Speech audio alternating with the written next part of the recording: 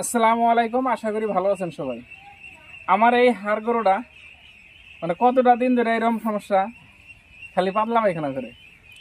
কতদিন ভালো যায় আবার পাতলা পায়খানা করে, কতদিন ভালো যায় আবার পাতলা পায়খানা করে। কিমিরের ওষুধও খাওয়াইছি সন্দেহ করে, তারপরে পাতলা পায়খানা ঠিক হইতেছে না।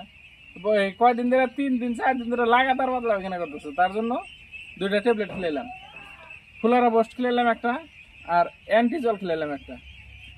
ফুলারা বস্টে আর অ্যান্টিজলে এর আগেও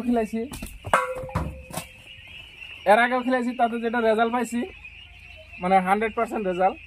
হয়তো এখন খেলাইলাম, দেখা যাবে যে বিকালে বা সন্ধ্যার মধ্যে পাতলা পায়খানা ঠিক হয়ে যায়। তারপরে আল্লাহর ইচ্ছা সব। তো যারা গরু পালেন ফার্মাসির সাথে ডাক্তারের সাথে, ডাক্তারের সাথে সবসময় ভালো সম্পর্ক রাখা লাগবে।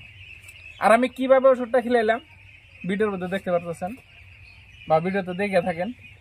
এটার একটা ট্যাবলেট নিয়েছি, খুলে নিয়ে ডাইরেক্ট হাতে কিভাবে খেলিয়ে দিলাম। পরে এই 2টা ট্যাবলেট খেলে পরে যদি সন্দেহ ভিতরে গেল না নাই, তাই এটার মধ্যে করে পানি আনছিলাম, ওটার মধ্যে গেলে ওষুধ নাই। বা এই সময় কিন্তু পাতলা পায়খানার সময় বিমার খেলানো যাবে না। হয়তো এই বোতল দেখে অনেকে আবার ভাবতে পারেন, কারণ এই ট্যাবলেট খাওয়ানোর পরে এটা যে খেলাইলাম এটা কিন্তু এটা করে পানি দিছিলাম। হয়তো অনেকেই কইতে পারেন যে বিমার হলো খেলাইলো নাকি। না, এটা খেলানোর পরে কিন্তু বিমারেল খাওয়ানো যাবো না, সম্ভবই না কোনো সম্পর্কে। এটা করে আমি পানি দিলাম যাতে ট্যাবলেটটা যদি মুখের ভিতরে আটকে থাকে বাইরের ভিতরে যায় একবারে।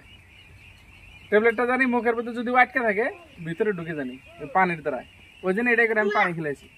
তো ভিডিওটা ভালো লাগলে শেয়ার করে রাখবেন, নতুন হলে পেজটা ফলো করে রাখবেন, ইউটিউবে দেখে দেখলে চ্যানেলটা সাবস্ক্রাইব করে রাখবেন। কারণ আপনারা দেখবেন, লাইক কমেন্ট করবেন, তার পরবর্তী ভিডিও বানানোর আরো আগ্রহ বাড়ে। ধন্যবাদ।